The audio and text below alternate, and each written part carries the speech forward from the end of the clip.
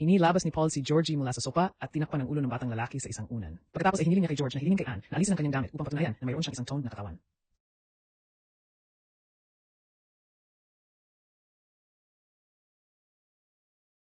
Ang pelikula ay nagsisimula sa isang pangkaraniwang mayayamang pamilya na pupunta sa kanilang bakasyon sa bakasyon. Nakikipaglaban si Anne laban kay George, ang kanyang asawa, sa loob ng sasakyan sa isang hula na laro tungkol sa classical. Naglalaro ng musika sa speaker. Ito ay umiikot hanggang sa pinigilan ni George ang kotse sa harap ng bahay ni Thompson. Si Eve at Thompson ay mga kapitbahay at dalawang hindi pamilyar na lalaki ang kasama nila sa harap ng damuhan, Paul at Steve. Gumulong si Anne sa bintana, sumisigaw ng panunukso sa mag-asawa sa pagiging hindi patas para sa pagsasanay ng golf bago ang kanilang kompetisyon bukas. Nananatili ang Thompsons. Tahimik hanggang sa lumapit si Steve kay Fred at sa wakas ay tumugon siya. Si Anne Brushes ay bigla ang inaanyayahan ang mga Thompsons na tipunin ng bangka upang maglayag, ngunit walang tigil ang sagot ni Fred. Matapos ang engkwentro, bumalik si George sa pagmamaneho. Napansin ni Anne ang isang bagay na hindi nagmula sa kanilang mga kapitbahay dahil hindi pinansin sila ng kanyang kaibigan. Ang kanilang anak na si Georgie ay nagtanong tungkol kay Jenny Thompson dahil wala siya sa labas. Iniisip ni Anne na si Jenny ay dapat nasa ibang lugar. Sa wakas ay naabot ng pamilya ang kanilang bahay sa tag-init. Ang kanilang aso na si Lucky, Georgie at Anne ay unang pumasok sa mga gawain sa kamay, at si Lucky ay maingay at Snoopy tulad ng dati. Pumasok si George at inilalagay ang mga bag ng mga golf club. Humihiling si Anne para sa karne sa kotse mula nang ayusin niya ang rasyon. Dinala ni George si Lucky sa labas at nakita ang kanilang kapitbahay Fred kasama si Paul sa likod ng gate. Ang mga maswerteng Barks ay patuloy na nag-iisa lamang kay Paul habang papalapit sila. Humingi ng tawad si George sa biglaang pag-ingay ni Lucky, ngunit hayagang tinatanggap at ipinakilala ni Fred si Paul bilang ang anak ng kanyang kasama sa negosyo. Pagkatapos, lumabas si Anne upang tanggapin ang mga panuhin at binigyan si Fred ng isang pek sa ang pisngi. Pagkaraan nito, ang mga batang lalaki pumupunta sa bay upang itulak ang bangka papunta sa tubig. Umalis si Fred sa natitirang gawain sa father-son. Nagagalit si Georgie dahil walang palabas si Jenny at si George lumilikha ng isang dahilan na maaring siya ay nasa bahay ng isang kaibigan. Ibinahagi ni Georgie ang kanyang pagmamasid tulad ni Anne tungkol sa hindi pangkaraniwang kilos ni Fred. Tulad ng para kay Anne, naghahanda siya ng hapunan habang nasa telepono. Lumilitaw si Georgie, midway at humingi ng kutsilyo. Ibinibigay ni Anne ang kutsilyo at inaasahan na ibalik ito. Umalis si Georgie ngunit bumalik muli ni hayag ng isang tao ay nasa pintuan. Sumali si Georgie kay George at ipinakilala ni Steve. Siya bilang ibang tao sa bahay ni Thompson. Napangiti si Steve at huminto sa tuwing tatawagin niyang Thompson sa isang first name na batayan. Si Anne na nagtataas ng hinala, nagtanong kung paano siya nakapasok at ipinaliwanag niya. Pumasok siya sa bakod na kung saan ay technically nagkasala. Sa kabila ng mga pulang watawat, kumikilos pa rin si Anne, maganda at nagbibigay ng mga itlog. Maingat niyang hinawakan ang mga ito at malapit nang umalis kapag bumagsak ang mga itlog sa sahig. Nakita ni Anne ang gulo, mabilis na linisin ito at tinanggal ang paghingi ng tawad ni Steve. Wala na si Anne. Interesado sa pagbibigay, ngunit humihiling pa rin si Steve. Ang kawalan ng tiyaga ni Anne ay unti-unting lumalaki, ngunit siya pinipilit ang kanyang sarili na maging mabait na nagbibigay ng mga itlog sa isang karton sa oras na ito. Tandaan, nagtatago ng personal. Ang mga pag-aari ay wasto kapag ang isang estranghero ay nasa loob ng isang bahay. Habang nakalimutan ni Anne ang kanyang telepono malapit sa lababo, sinadya ni Steve na ibagsak ito sa tubig at nagpapanggap na dahil siya ay clumsy. Mabilis na inimpake ni Anne ang mga itlog para lamang umalis si Steve. Sa labas, maswerteng Barks tuwing ang dalawa. Ang mga estranghero ay nasa paligid mula na may naramdaman siyang mali habang walang kabuluhan ng pamilya. Natagpuan ni Anne si Paul at si Steve sa loob ng bahay muli dahil maswerteng kinakatakutan sila. Huminto si Anne kay Lucky mula sa kanyang mga instincts at hinahayaan ang mga kalalakihan na ipaliwanag. Si Paul ay kahina, hinala na sinusuri ang bahay habang si Steve stalls time. Si Paul ay madiskarteng inililipat ang kanyang pansin sa mga golf club at humihingi ng pahintulot na subukan ang isa. Dapat ay magkaroon ng maswerteng si Anne tungkol sa takot ni Steve at ipinataw ang kanyang autoridad sa bahay upang igiyit. Sabay, si Georgie sa bangka ay nakikinig sa yapping ni Lucky na nagtataka kung ano ang mali. Ang barking fades, Lucky yelps ang kanyang huling pag-iyak at lahat ay tahimik. Iniwan ni George ang bangka upang maghanap para kay Lucky at pareho ang ginagawa ni Anne. Na maabot ni Anne ang likod ng damuhan, nakakasagabal si Paul. Siya sa pamamagitan ng pagsasabi ng golf club ay ginagawang naiba ang gameplay. Dumaksi Anne sa kanyang pandama at napagtanto. Ang dalawang lalaki ay mahirap. Hiniling niya sa kanila na umalis kaagad sa bahay dahil gumawa sila. Ang kanyang hindi komportable. Ngunit sa kanyang mga taktika sa pagmamanipula sa emosyonal, pinipigilan ni Paul ang tunay issue at belittles ang damdamin ni Anne. Patuloy silang nagtatanong tungkol sa paglipat ni Anne sa pag-uugali. Ayon kay Paul, naglalakad si George kasama si Georgie na magtanong tungkol kay Lucky, ngunit nahahanap ang kanyang sarili sa gitna ng hindi pagkakaunawaan. Nakuha ni Paul ang itaas na kamay upang magamit ang kamangmangan ni George at twist ang kwento. Hinawakan ni Anne ang braso ni Paul upang umalis. Ngunit si George ang halimbawa ng isang tulala at nagdududa na asawa. Hinahayaan pa rin silang manatili.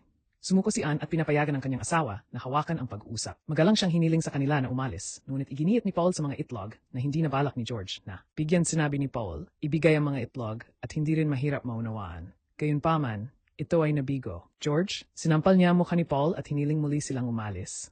Ang slap anger Steve na sumamsama. Golf club at mahigpit na tinamaan ang kaliwang tuhod ni George. George falls at dying sa paghihirap. Georgie Langis. Sa pamamagitan ng isang sigaw sa dibdib ni Steve at nagsisimulang paghagupit. Hinila ni Paul si Georgie, hiniga siya sa tabi. George at hiniling sa kanya na kumilos. Tumakbo si Georgie sa yakap ng kanyang ina habang papasok si Anne sa silid at nakikita si George sa sakit. Dahilan na nararapat ni George ang sakit mula nang siya ay sinampal siya. Ang bangungot ng nakakatawang mga laro ay nagsisimula sa unang laro ni Paul. Naglabas siya ng isang golf ball upang hayaan ang hula ng pamilya ang item. Inilunsad niya ito sa sahig at tinanong kung bakit mayroon pa rin siya. Sinasagot ni Steve ito, dahil hindi niya ito ginamit sa unang lugar. Ang isang pagsasakatuparan ay tumama kay Anne. Ginamit ni Paul ang club sa talunin ang maswerteng kamatayan sa pamamagitan ng paggamit ng club. At para makahanap sila ng maswerteng, hinayaan nilang maglakad si Anne sa mga lugar. Kung sasabihin niya na malamig, malayo siya sa maswerteng, kung mainit ito, malapit na siya. Sinusundan ni Anne ang kanyang mga salita, pumunta sa likuran ng trunk ng van at pinuksan ito. Buksan ang Lucky Falls sa lupa, walang awa na binugbog. Malapit na kaibigan ni Anne, sina Betsy at Robert, bisitahin ang pamilya gamit ang kanilang bangka sa mga pantalan. Anne, nag-atubiling tinatanggap sila dahil pinapanood siya ni Paul. Nag-chat sila tungkol sa iba't ibang mga bagay habang nasa hindi gaanong bagay na si Anne ay nasa isang walang magawa na sitwasyon. Kalaunan, umalis ang kanyang mga kaibigan pagkatapos ng isang palitan ng mga kaaya-aya. Sa loob Anne bluffs tungkol sa kanilang mga kaibigan na darating habang lumipat sila sa isa pang silid. Si George na nakasalalay sa lakas ni Anne upang ilipat, ungol at tinitiis si Steve. Sakit at walang kapararakan na blabber ni Steve tungkol sa pagiging bukas sa paglutas ng mga bagay. Ang pamilya ay gaganapin, hostage ng dalawang demented men na nasisiyahan sa masochistic entertainment. Patuloy sina Paul at Steve. Pahirapan ang pamilya ng mga phonicities at nagpapanggap na wala silang ginawa. Inihiga ni Anne si George sa sopa at dahon upang magtipon ng gamot.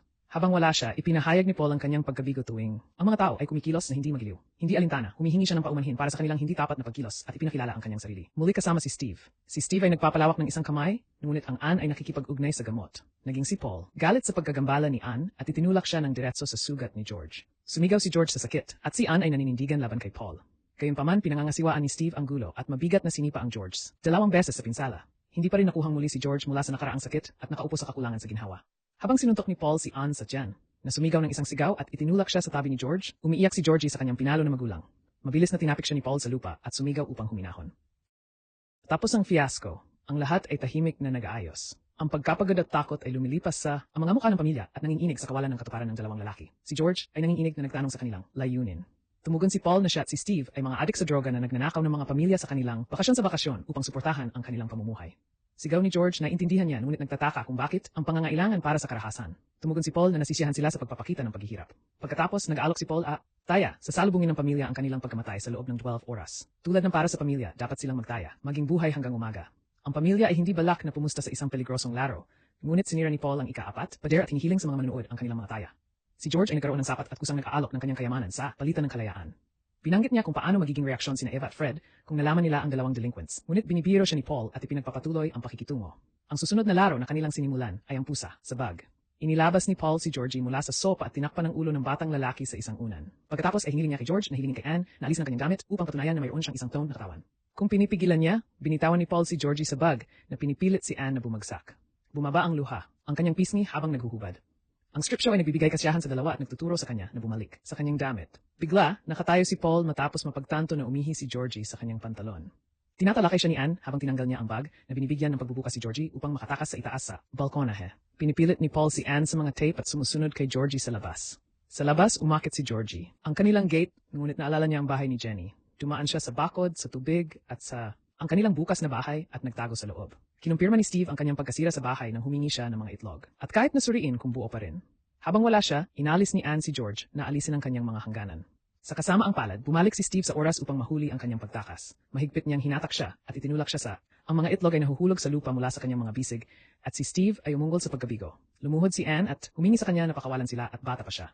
Inirekomenda pa niya na magsisinungaling sila tungkol sa nangyari. Ngunit hindi ito pinansin ni Steve at nagkomento na ito ay nakahiya at masakit na panoorin ang kanyang pakiusap. Tulad ng para sa pagtago at hinahanap, itinapon ni Georgie ang kanyang basa na damit upang maiwasan ang mga basa na marka at pagtatago sa itaas na palapag. Sa ibaba, tinawag ni Paul si Georgie. Si Georgie sa sulok ay nakahanap ng shotgun na nakahiga sa paligid at spots isang bangkay sa banyo. Pinipigilan niya ang balon ng luha kapag napagtanto niya na ito si Jenny. Kinuha ni Georgie ang baril at tumakbo palayo na lock ang kanyang sarili sa ibang silid. Sa kasama ang palad si Paul, hahanapin siya at din ang direksyon ni Georgie na gamitin ang sandata. Ang mga kamay at mukha ni Georgie, takot sa puntong nagpupumilit siyang patakbuhin ang baril. Kapag nagtagumpay siya, napagtanto niyang nagdadala siya, isang walang gungun. Samantala, umupo si Anne ng walang emosyon na may mga mata ng luha. Bumukas ang likod ng pintuan at si Paul, ginagaya ang ekspresyon ng pagsasalita ni Georgie. Nagmamadali si Georgie kay Anne at maigpit na niyakap siya ng luha. Stream down ang kanyang mala, bughaw na mukha. Iniulat niya sina Paul at Steve na pinatay si Jenny. Sa kaibahan, pinasalamatan ni Paul si Georgie sa pagbibigay sa kanya ng isang bagong sandata. Ang paghabol ay dumadaloy kay Paul at kumuha siya ng pagkain sa kusina. Habang kinokolekta niya ang pagkain, ang mabibigat na tumatakbo ng mga yapak ay lumitaw sa kabilang silid at namatay siya. Matapos ang isang putok ng baril, nakikinig si Paul. Galit pumasok si Paul sa dugo ng dugo at hinahabol si Steve para sa impulsiveness na iniwan ang dalawang lalaki upang umalis sa bahay dahil binaril ni Steve ang isang tao na hindi bahagi ng laro. Ang tanging naiwan, ang silid ay ang mag-asawa at bangkay ng kanilang anak. Pinatay ni Anne ang telebisyon at pinutol ang tape. Off gamit ang isang kutsilyo. Si George ay namamalagi ng mahina sa lupa, hinimas ang kanyang barado na ilong, at umiyak sa pakawalan ang galit na botelya niya nang masaksihan niya ang kanilang anak na pinatay. Nagmamadali si Anne sa George at Huddles. Sama-sama para sa kanilang nawalang anak na lalaki.